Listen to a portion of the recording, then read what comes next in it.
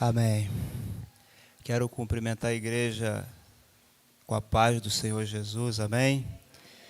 É uma alegria estarmos aqui reunidos, cultuando ao nome do Senhor e adorando aquele que vive e reina para todos sempre. O Senhor é bom e eterna são as suas misericórdias.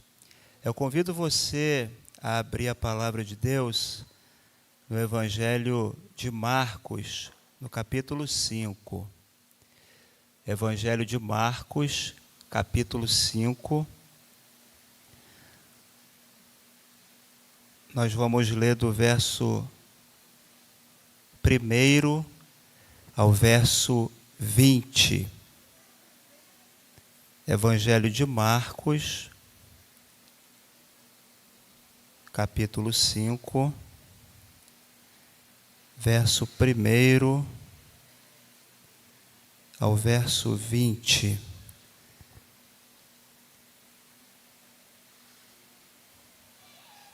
A igreja do Senhor é maravilhosa. Quando nós nos reunimos aqui, a gente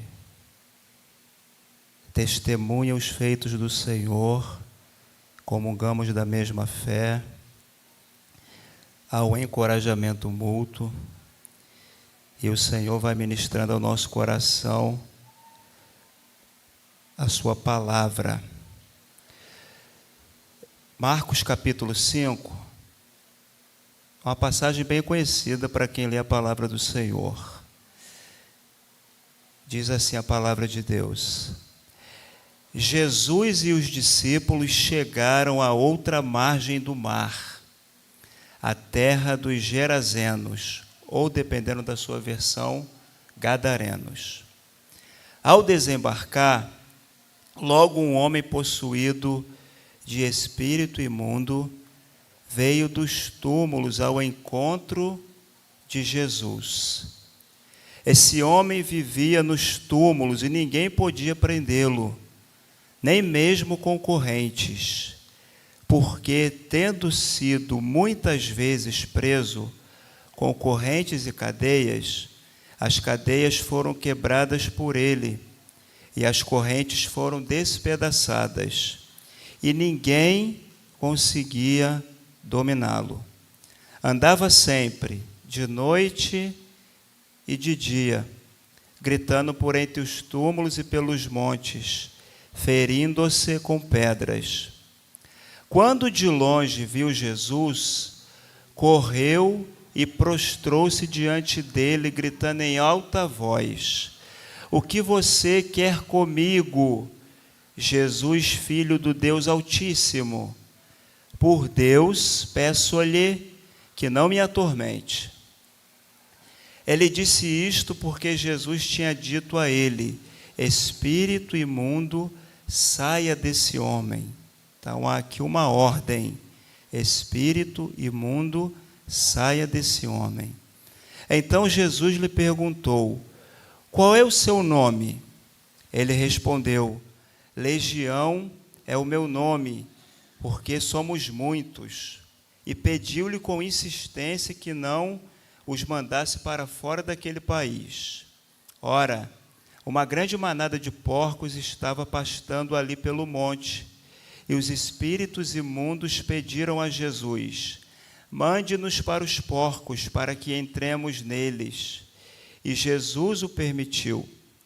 Então, saindo os espíritos imundos, entraram nos porcos, e a manada, que era cerca de 2.000, precipitou-se despenhadeiro abaixo, para dentro do mar, onde se afogaram. Os que tratavam dos porcos fugiram e foram anunciá-lo na cidade pelos campos. Então o povo saiu para ver o que tinha acontecido. O verso 15 é o clímax dessa porção aqui. Aproximando-se de Jesus, viram o endemoniado, o que antes estava dominado pela legião, assentado, vestido e em perfeito juízo, e temeram. assentado, vestido e em perfeito juízo. O que o Evangelho faz na vida de uma pessoa, né, irmãos? Os que haviam presenciado os fatos contaram-lhes o que tinha acontecido ao endemoniado e também falaram a respeito dos porcos. E começaram a pedir com insistência que Jesus se retirasse da terra deles. Quando Jesus estava entrando no barco, aquele que antes estava possuído pelos demônios pediu com insistência que Jesus o deixasse ficar com ele. Jesus, porém, não o permitiu. Ao contrário, ordenou-lhe: vá para a sua casa, para os seus parentes e conte-lhes tudo o que o Senhor fez por você e como teve compaixão de você. Então ele foi e começou a proclamar em Decápolis tudo o que Jesus lhe tinha feito, e todos se admiravam. De possesso por Satanás a um evangelista, né? Olha o que o Evangelho faz na vida de uma pessoa quando ele encontra um coração quebrantado. Você pode, acho que abaixar o microfone, que eu estou ouvindo duas vozes minhas aqui, por gentileza.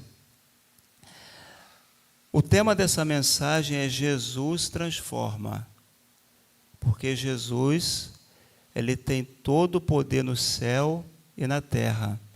Então, ele transforma a vida de um ser humano jogado na sarjeta, mergulhado na escravidão dos vícios, escravizado pelo pecado, por Satanás. Jesus, ele é poderoso para fazer isso. Essa passagem, ela também é citada no Evangelho de Mateus, capítulo 8, 28 ao 34, e Lucas 8, 26 ao 39 também narra esse mesmo texto. A grande ideia dessa passagem é a seguinte: o poder de Jesus transforma vidas escravizadas por Satanás e pelo pecado em uma nova vida. Ou seja, quando Cristo ele entra na vida de alguém, ele entra na história de alguém, há um antes e um depois. Porque é isso que o Evangelho faz. O Evangelho é o poder de Deus. Poder no grego vem de dinamos, é uma dinamite de Deus. Causa uma explosão de transformação, de vida nova. É isso que o Evangelho faz. Daí a importância da Igreja do Senhor sempre anunciar a verdade do Evangelho, que era inegociável para os apóstolos, para os pais da Igreja, e também precisa ser o tema central da Igreja contemporânea. Interessante que Marcos, ele apresenta Jesus como Filho de Deus e como Filho do homem. Logo no começo do seu Evangelho, ele vai dizer assim: princípio do Evangelho de Jesus Cristo, Filho de Deus. Quando Marcos apresenta Jesus como Filho de Deus, está falando da sua identidade. Quem ele é? Ele é o Filho de Deus, gerado na eternidade.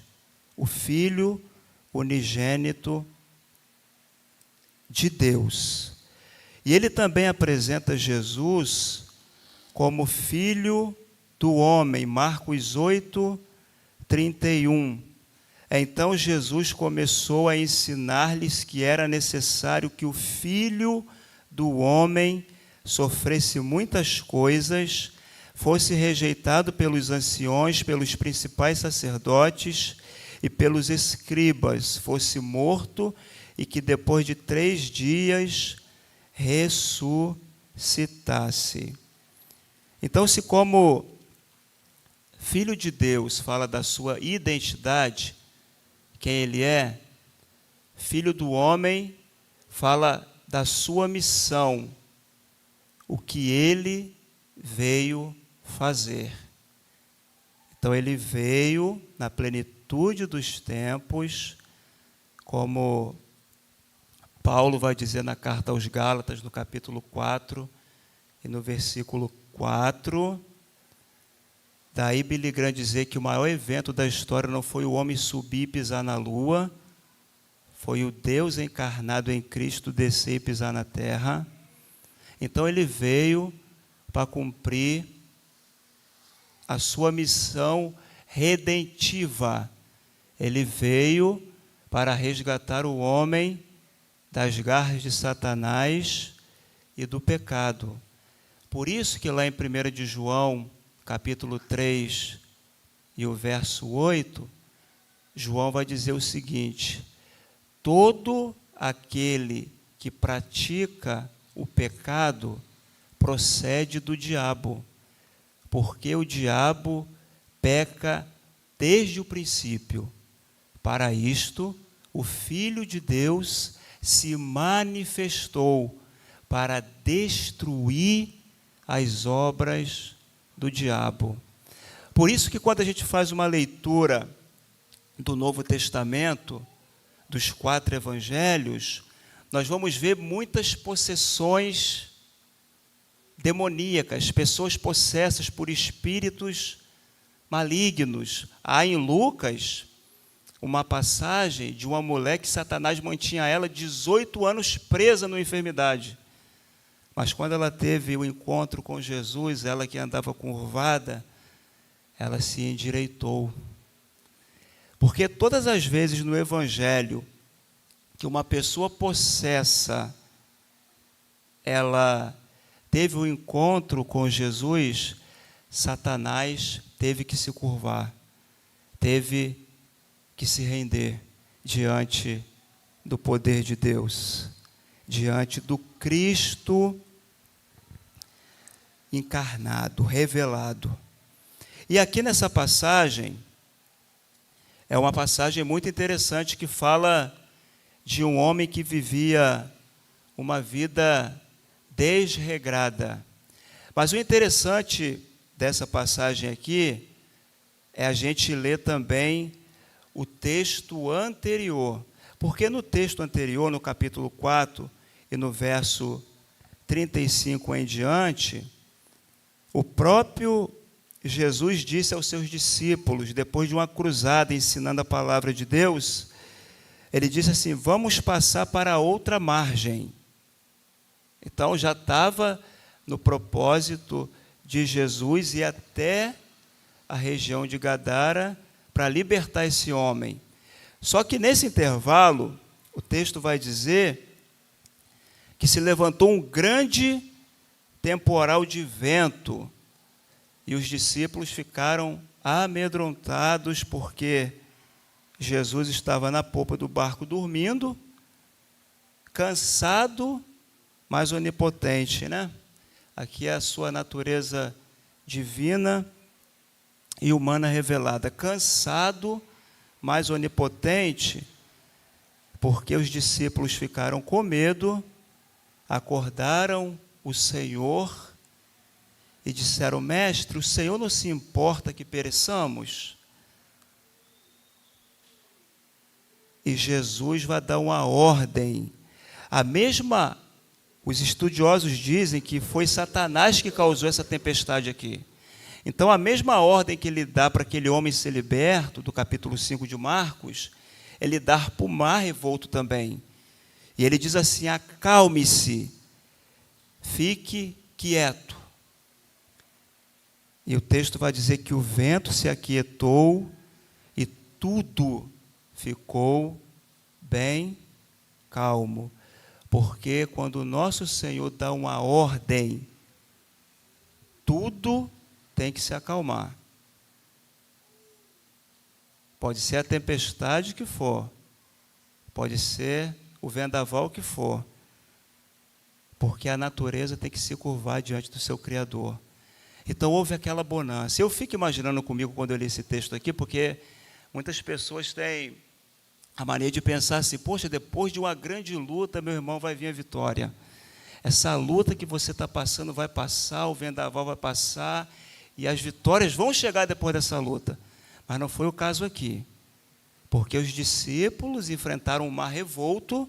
Agora, quando chega no capítulo 5, quando eles passam para outra margem, tem outra situação difícil também, não é mais um mar revolto. Agora é uma pessoa revoltada.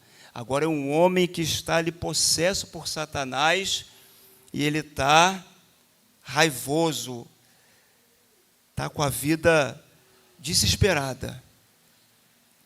E ali Jesus chega e causa uma das transformações mais lindas que nós vemos aqui no Evangelho de Marcos. A divisão do texto, do verso 1 ao 14, é uma vida escravizada.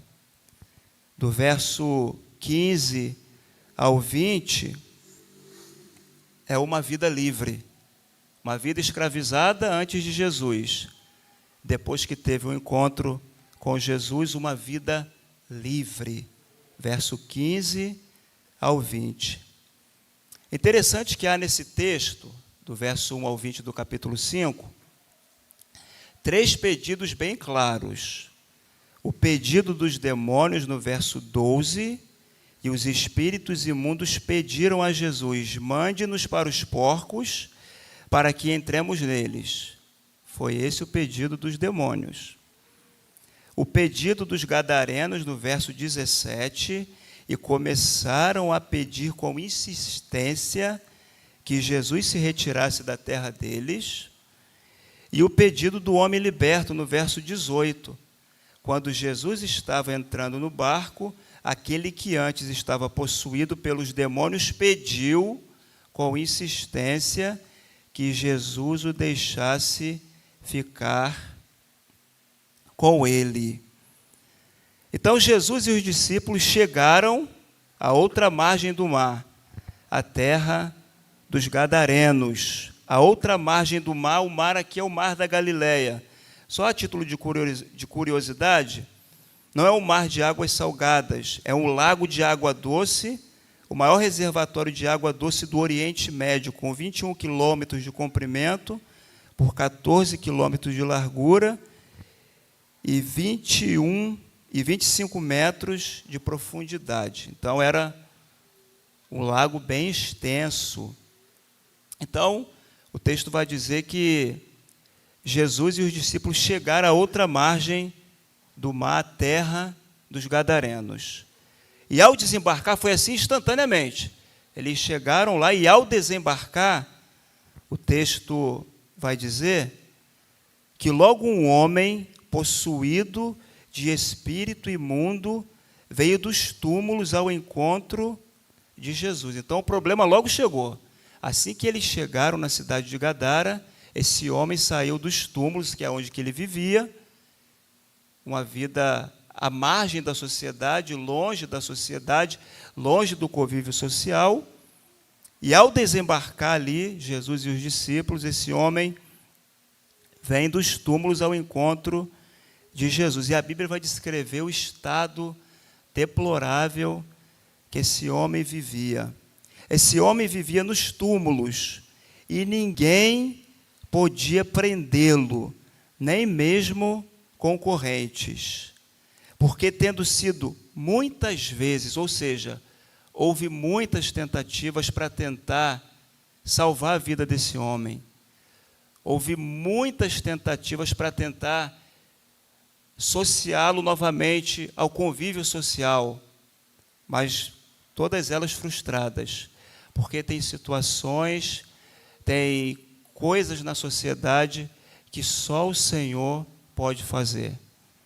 A terapia não vai dar conta,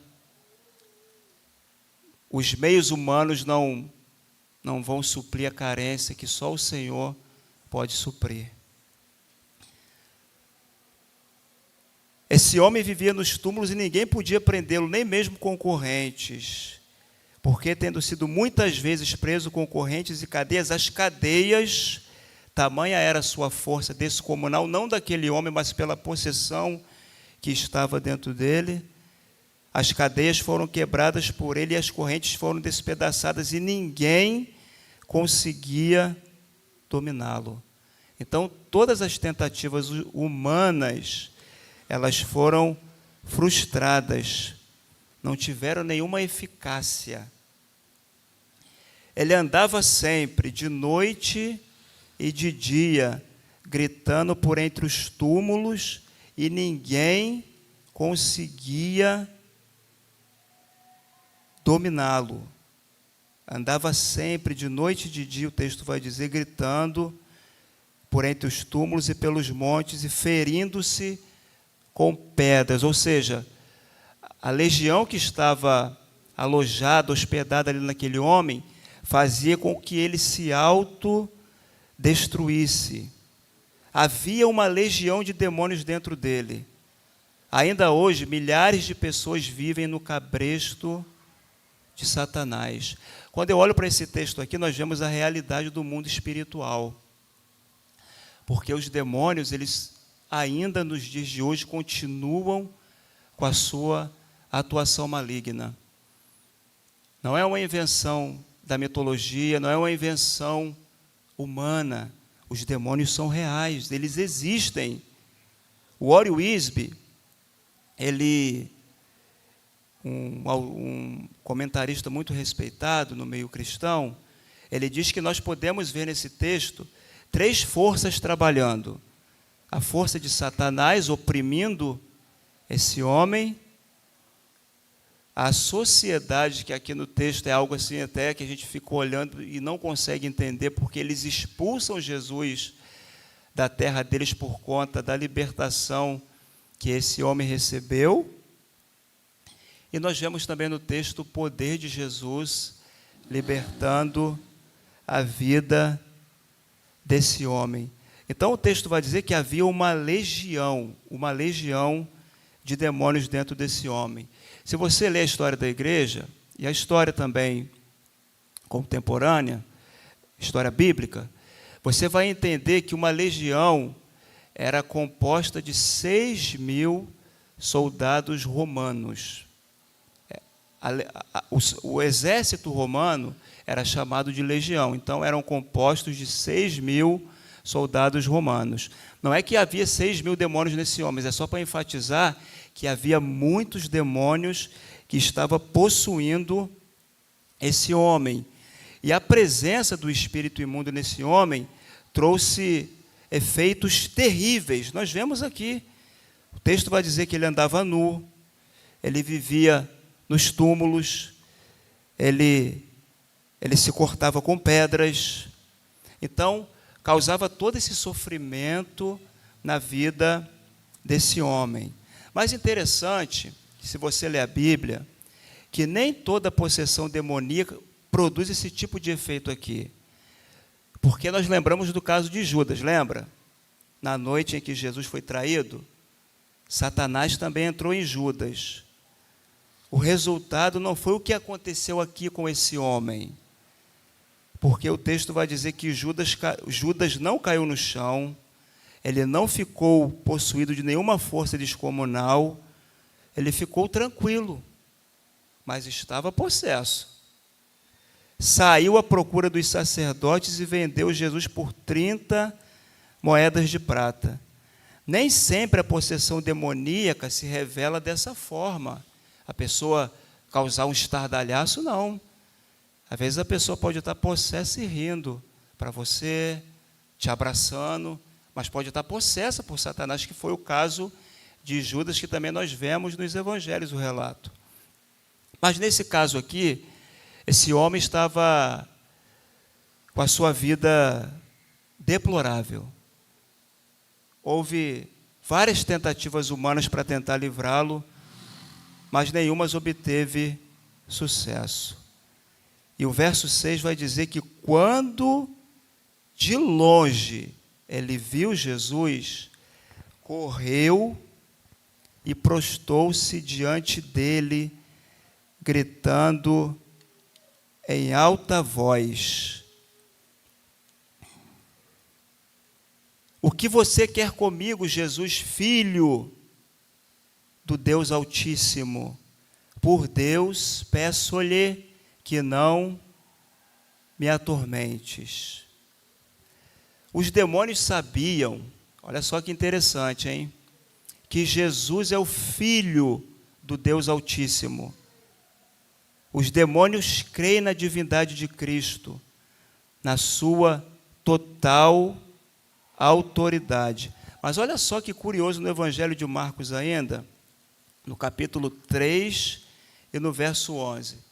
Também os espíritos imundos, quando o viam, prostravam-se diante dele e gritavam: você é o Filho de Deus. Uma declaração da divindade de Cristo nos lábios de Satanás. Aí você vai folheando a Bíblia, aí você chega no verso 20 do capítulo 3 ainda, ao 22, olha só que interessante, hein? Então Jesus foi para casa, e outra vez se ajuntou uma multidão, de tal forma que ninguém podia comer. E quando os parentes de Jesus ouviram isto, saíram para prendê-lo, porque diziam: está fora de si.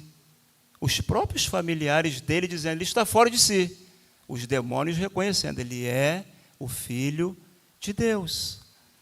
Os escribas que tinham vindo de Jerusalém diziam, agora os religiosos, os intérpretes da lei: ele está possuído de Belzebu, que era o maioral dos demônios.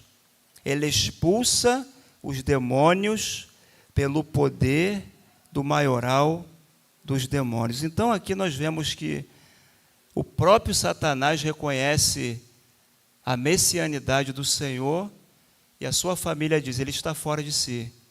E os religiosos dizem: ele expulsa os demônios pelo poder de Belzebu. Que algo assim para a gente refletir como que muitas das vezes a incredulidade, quando invade o coração de uma pessoa, deixa o coração dessa pessoa endurecido para não reconhecer a autoridade que há no nome do Senhor Jesus. Mas aqui os demônios gritando em alta voz: o que você quer comigo, Jesus, Filho do Deus Altíssimo? Por Deus, peço-lhe que não me atormente. Os demônios disseram isso, diz o texto, porque Jesus tinha dito a ele: espírito imundo, saia desse homem.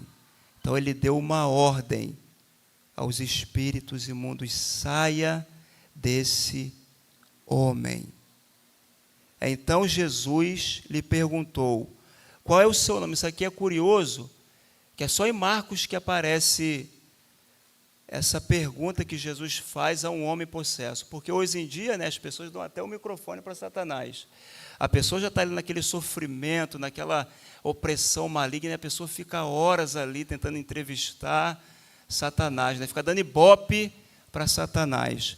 Mas aqui é curioso: qual é o seu nome? Aqui Jesus faz uma coisa curiosa que ele só fez uma vez em todo o seu ministério, só aparece aqui.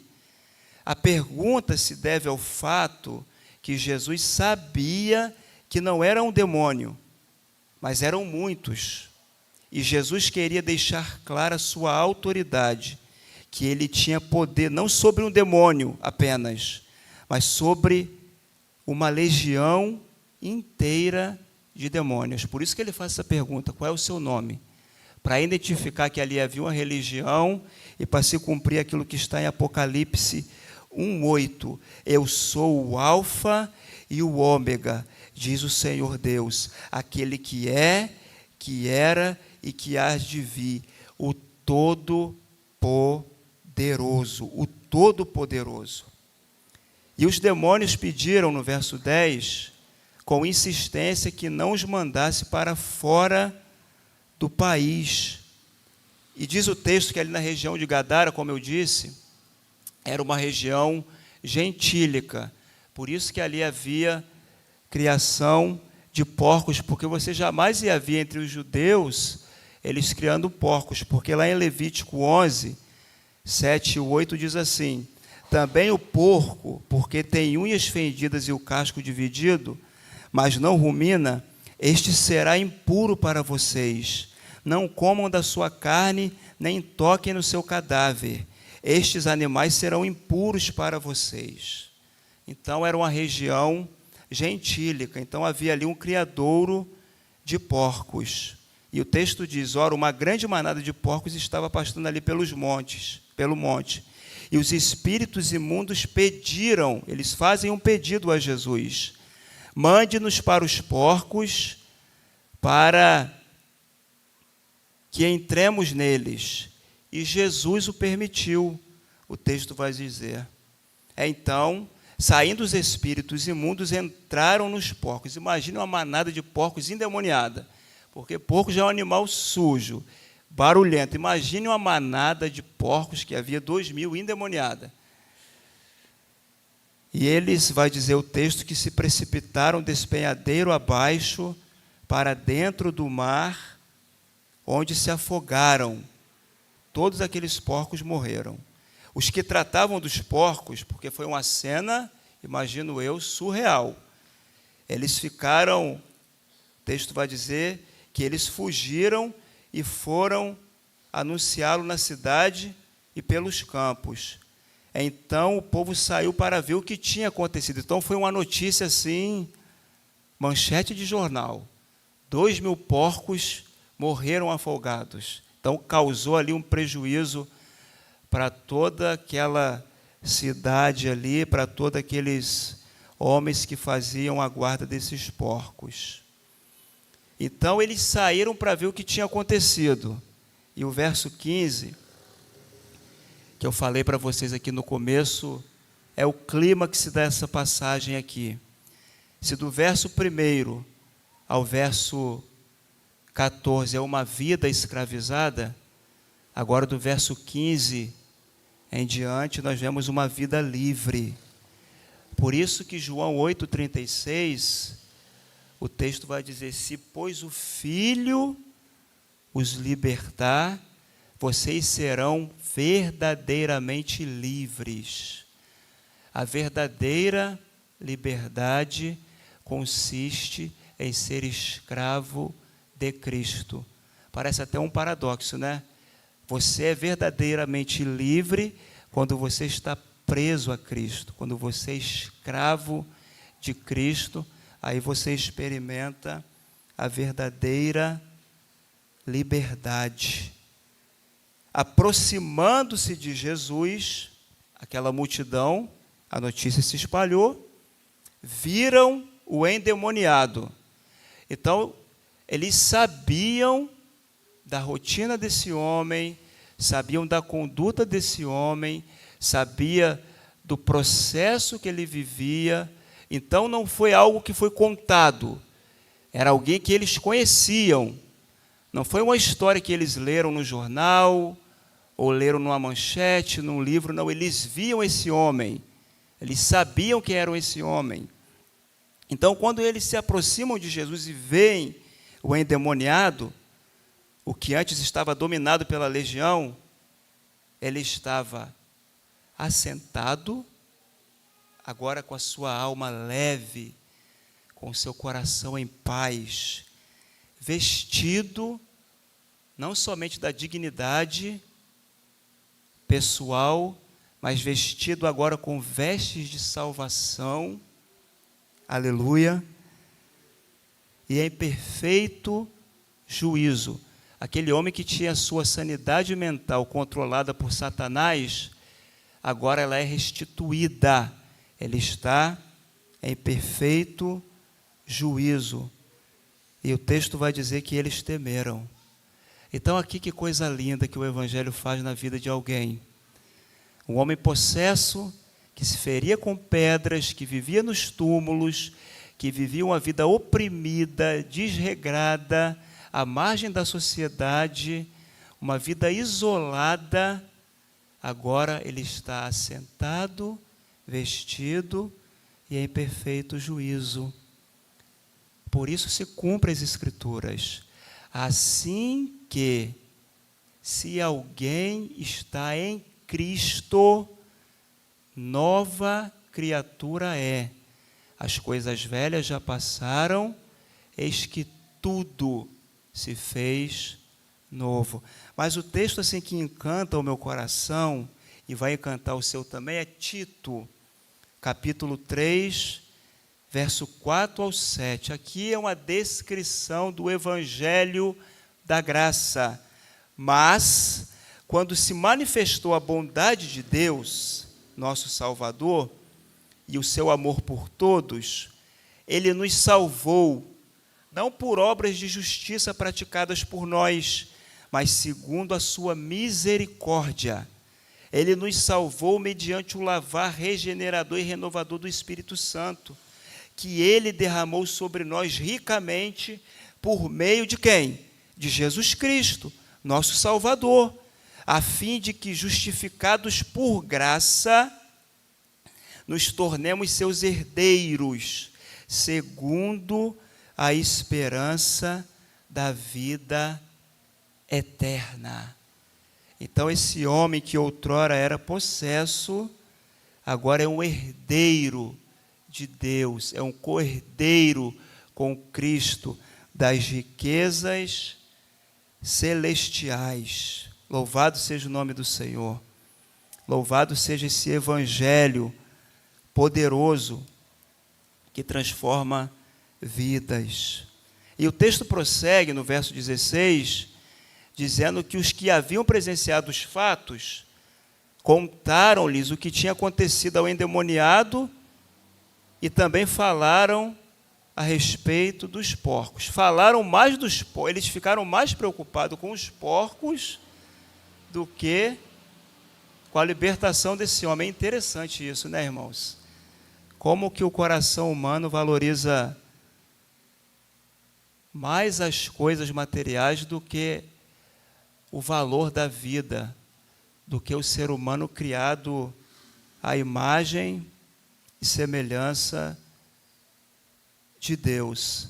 Eu não sei se eu já contei isso aqui para vocês, mas conta a história que Hitler, ele matou mais de 6 milhões de judeus no Holocausto.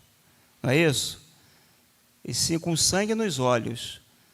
Mas a história diz que quando a sua cachorrinha morreu, ele chorou como uma criança, por conta do seu cachorrinho que morreu. Mas matou 6 milhões de judeus no Holocausto, com sangue nos olhos, com raiva.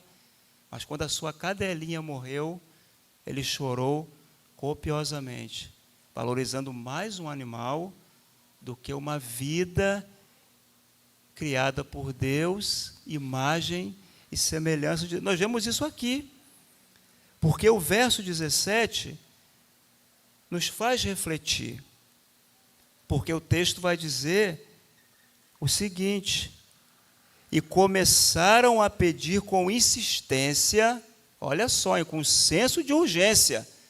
E quando você insiste com alguém, não é isso? Você quer algo rápido, né? A pessoa que insiste, ela quer algo para já. Então o texto vai dizer que eles começaram a pedir com insistência que Jesus se retirasse da terra deles.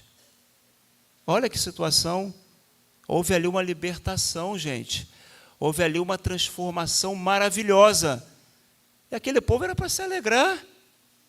Era para falar: Jesus, fica aqui com a gente. Mas não, eles mandaram Jesus embora. E tem muita igreja assim, hein, que valoriza mais os bens materiais e deixa Jesus lá fora. A igreja hoje tem prata e ouro, mas falta o levanta e anda. Lembra lá da passagem de Atos 3? Não temos prata e não temos ouro, mas o que nós temos é de muito maior valor. temos Jesus, levanta e anda. Hoje a igreja não tem o levanta e anda, tem a prata e tem o ouro, mas falta a autoridade do levanta e anda. Mas olha só, eu fiz um contraponto muito interessante aqui, porque no verso 17, eles pediram com insistência para Jesus sair da terra deles por conta da libertação desse homem e do prejuízo que eles tiveram com a perda dos porcos. Mas quando você vai lá para João, no capítulo 4, no verso 40 e o 41, Jesus ele tem aquele encontro com a mulher samaritana e ela tem a sua vida transformada à semelhança desse homem, quando teve aquele encontro com Jesus. E ela sai na cidade falando, olha, eu encontrei o Messias, ele falou tudo da minha vida, ele é o Messias. E o povo saiu para ver.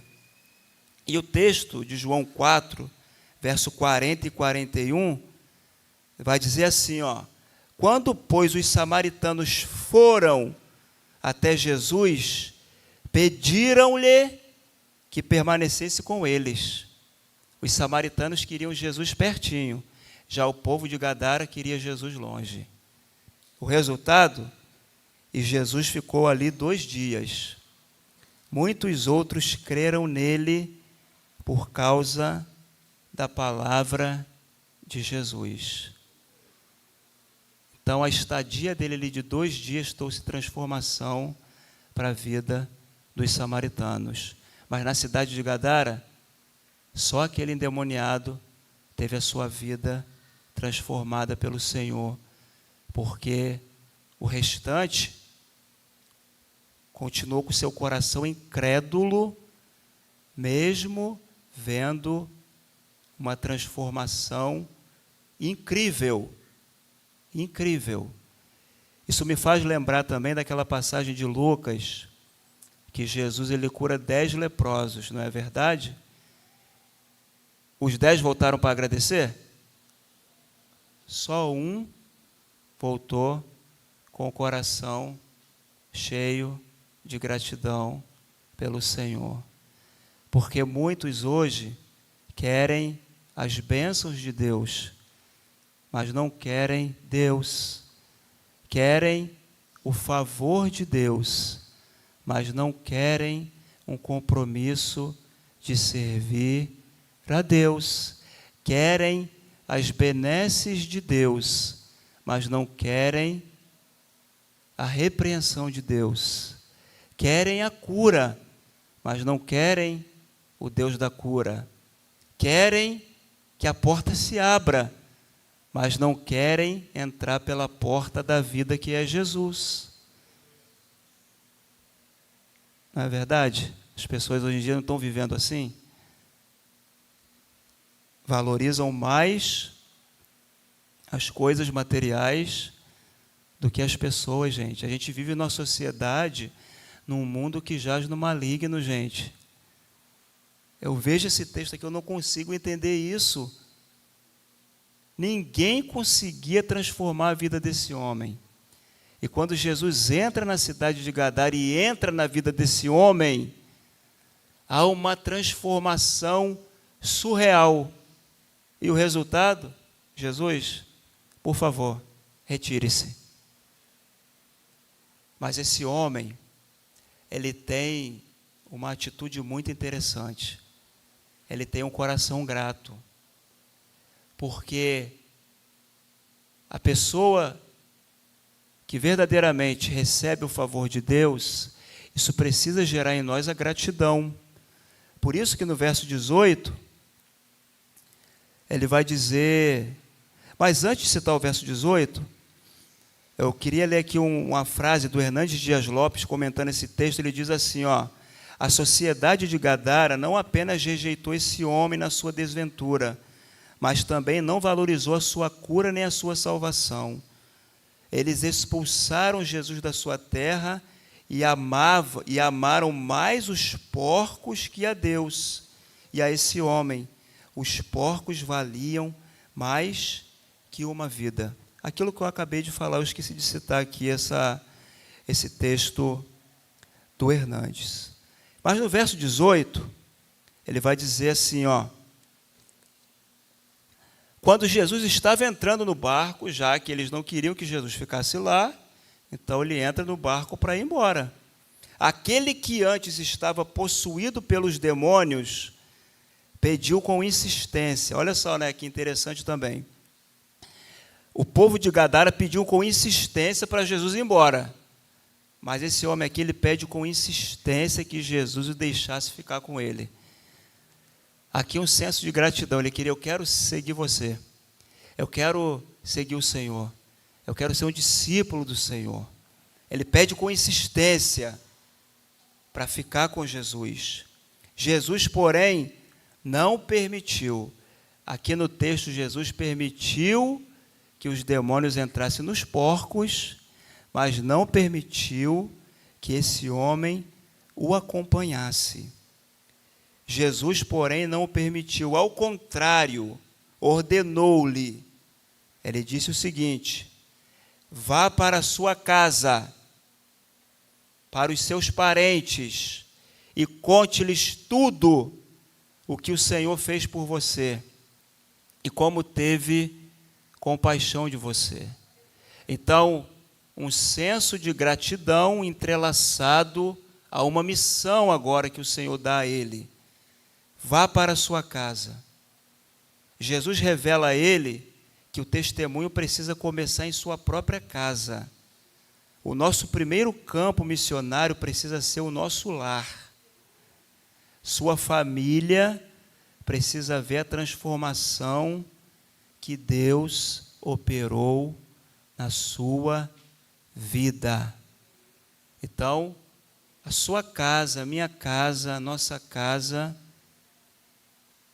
precisa ser a nossa primeira experiência como missionário do Senhor. Tem muita gente que quer ganhar o mundo, mas perde a sua casa. E nenhum sucesso na vida ministerial, nenhum sucesso na vida vocacional compensa o fracasso na família. Por isso que Billy Graham falou que Noé foi o maior evangelista da história, porque em 120 anos de pregação ninguém se converteu, mas ele salvou a sua família. A sua família estava dentro da arca. Então a nossa casa, a nossa família precisa conhecer do Evangelho, precisa conhecer de Jesus. Em a sua família estando alicerçada em Jesus, aí sim você vai sair para anunciar a salvação no Senhor. Mas a sua família precisa ouvir do Evangelho. A minha família precisa ouvir das boas novas de salvação. E aqui Jesus está instruindo esse homem: olha, vá para a sua casa. Eu vou mandar você para a sua casa, porque você agora tem um testemunho para contar. Porque havia algo agora de especial nesse homem. Porque o texto, a Bíblia, ela silencia o que acontece quando ele chega em Decápolis, gente. Mas digo eu, não o Senhor, foi algo surreal quando esse homem chega lá. Você imagina? Eu não sei se ele saiu brigado com os pais, com os vizinhos, com os amigos. Imagina agora ele chegando. E todo mundo olhando para ele: mas não é fulano de tal. Não, mas agora eu tenho Jesus. E ele é maravilhoso. O que ele fez na minha vida, ninguém poderia fazer. E eu quero compartilhar desse Jesus que liberta, que transforma, que traz vida. Vai para a sua casa, vai para a sua casa e conta e anuncia para os seus parentes o que o Senhor fez por você e como teve compaixão de você. O texto vai dizer no verso 20 que ele foi e começou a proclamar. O ex-endemoniado, aquele homem que vivia uma vida deplorável, agora é um pregador do Evangelho. É um pregador do Evangelho. Que coisa maravilhosa, né? Isso me lembra também o apóstolo Paulo, que perseguia a igreja, que dava o seu voto para matar os cristãos, até que ele teve um encontro com o Senhor no caminho de Damasco. E de perseguidor, passou a ser perseguido por anunciar o Evangelho de Jesus Cristo. Sabe o que me vem na mente agora? Que Deus, Ele usa quem Ele quer. Por isso que Paulo vai dizer que Ele pega as coisas loucas, não é isso? Para confundir as sábias. As fracas para confundir os fortes. E os que nada são para confundir os que são. Então Deus, Ele usa quem Ele quer, gente. Quem Ele quer.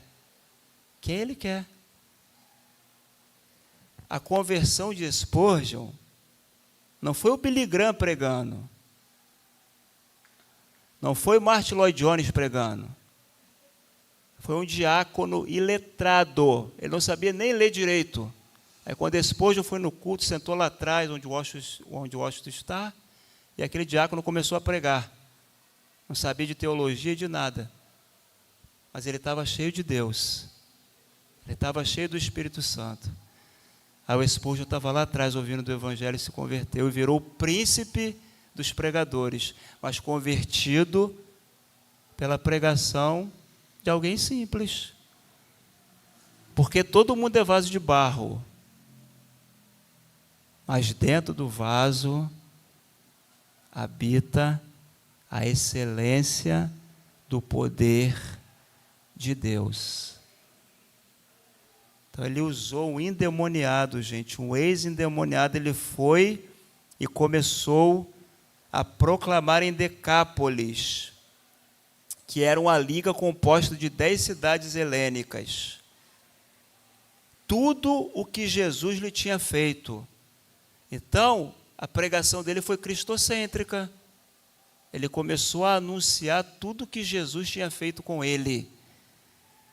E todos se admiravam. E aqui o texto silencia. Digo eu, não, Senhor, que muitas vidas se converteram por conta do testemunho desse homem aqui. A sua vida foi uma pregação. Quem ele era e quem ele passou a ser na presença de Deus. Antes um endemoniado, agora um pregador do Evangelho. Então continue orando por aquela pessoa, que a sociedade não dá nada, viu? Continue orando por ela. Porque se Jesus pegar ela e dar um banho de graça nela, e lavar ela com o sangue dele, e colocar nos lábios dela a palavra dele, ela pode virar uma potência nas mãos de Deus. E que é uma palavra, você que está aqui nessa noite, o Senhor pode lhe usar para ser uma potência na mão dele. Ele usa quem ele quer. Aplicações aqui para a gente ir para casa. Primeira, os demônios continuam atuando em nossos dias. Eles são reais. Eles continuam oprimindo e possuindo as pessoas. Então, o reino das trevas é uma realidade. Não ignoremos os seus ardis. 1 Tessalonicenses 2,18, olha só o que vai dizer Paulo. Por isso, quisemos ir até vocês, pelo menos eu, Paulo, por mais de uma vez. Paulo queria visitar aquela igreja que ele havia plantado. Porém, Satanás nos barrou o caminho. O texto não explica, mas Satanás se opôs a essa visita de Paulo à cidade de Tessalônica.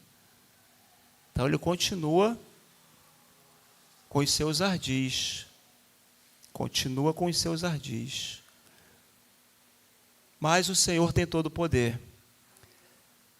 O poder de Satanás é limitadíssimo, porque o nosso Deus, ele tem todo poder. Lutero disse que Satanás é como um cão, é limitado, ele só vai onde o Senhor permite. O nosso Deus, ele é o Todo-Poderoso. Segundo, quem nós achamos que é um problema hoje, pode ser a maior solução amanhã, se Cristo entrar na vida dele. O Evangelho transforma. Então, muitas das vezes, aquela pessoa que a sociedade já taxa, esse aí não tem mais jeito. Esse aí vai morrer nessa vida aí. Aí entra o Evangelho. Aí vem a graça. Acontece isso aqui, ó. Uma vida transformada pelo poder de Deus. Amém? Que assim seja na nossa vida também. Que sejamos usados por Deus para anunciar o Evangelho de Cristo Jesus. Ó Deus, nós louvamos o nome do Senhor, porque nós vemos aqui, ó Pai, nesse texto, que o poder do Senhor é incrível. Operando o Senhor, quem impedirá?